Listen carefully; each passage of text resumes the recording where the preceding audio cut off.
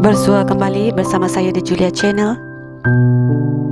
Kali ini saya akan berkongsi sedikit informasi tentang sejarah sebuah menara jam yang terdapat di Sabah. Ingatan adalah musuh kita yang setia. Demikian kata penyair Latif Muhyiddin dalam puisinya. Segala yang mati bangkit kembali, segala yang hilang menjelma semula. Ingatan terhadap seseorang yang mungkin sukar dilupakan. Apatah lagi kalau orang yang dikenang itu seseorang yang baik, beramah dan mati dalam usianya yang muda. Mungkin kerana itulah menara jam Atkinson dibina kira-kira 105 tahun atau kini lebih kurang dalam 110 tahun yang lalu. Sebagai pegawai daerah, Giselton Francis George Atkinson yang berkhidmat sekitar 1901 sehingga 1902 dikatakan seorang yang baik, ramah dan disenangi. Beliau dikatakan seorang pentadbir British yang mudah didekati. Meskipun tempoh perkhidmatannya tidak lama, Atkinson yang meninggal dunia ketika berusia 28 tahun kerana diserang oleh malaria atau demam Borneo tetap dikenang oleh ibunya yang membina menara jam hasil pungutan derma orang ramai 1905. Menara jam itu pernah suatu ketika menjadi panduan bagi kapal-kapal yang berlabuh dan kini merupakan bangunan tertua dan menjadi ikon bandaraya kota Kinabalu. Ketika Perang Dunia Kedua, menara jam Atkinson terselamat daripada pengaboman Jepun. Menara yang pada mulanya dibina tanpa menggunakan sebatang paku tetapi kemudian dibaiki semula kini merupakan antara bangunan yang mampu memperingatkan warga kota sejarah masa lampau mereka. Kerajaan pada tahun 1997 telah mewartakan menara jam Atkinson sebagai tapak bersejarah melalui enakmen warisan kebudayaan pemeliharaan 1997.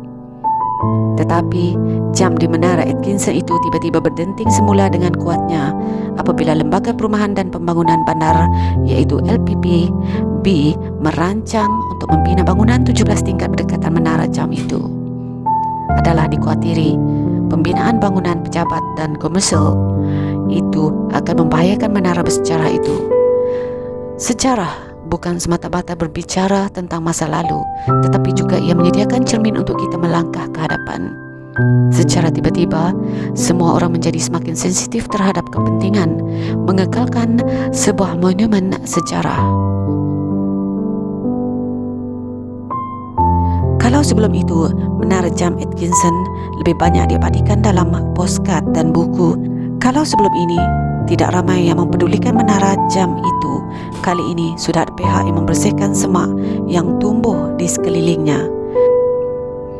Tidak ada salahnya untuk kita mengenang kebaikannya, malah kita mestilah berjuang untuk mempertahankan dan mengekalkan tapak sejarah itu. Kepedulian kita terhadap warisan sejarah memang longgar. Kadang-kadang kita membiarkan tapak-tapak bersejarah terlupa tanpa keprihatinan. Dengan ketinggian yang mencapai 15.24 meter, iaitu 50 kaki, dan asas yang terbentuk segi empat tepat, menara jam Atkinson dibina mengikut seni bina eklektik. Kecuali muka dinding yang menghadap Bukit Bendera, sebuah jam dipasang pada bahagian atas setiap muka dinding menara tersebut. Menara jam Atkinson juga mempunyai loceng yang menandakan masa dengan berbunyi setiap 1 jam. Dinding luaran menara tersebut yang berwarna putih pernah digunakan sebagai penentu bagi arah kapal-kapal yang ingin mendarat di pelabuhan Giselton. Menara tersebut juga diterangi lampu pada waktu malam, justru menjadikan rumah api yang membantu pemandu kapal yang menghampiri Teluk Likas. Penambakan laut sekitar pelabuhan Giselton yang berlaku pada zaman 1950-an menyebabkan Menara Jam Atkinson semakin jauh dari garis pantai. Akibatnya, menjelang akhir 1950-an, menara tersebut tidak lagi digunakan sebagai alat bantuan pelayaran.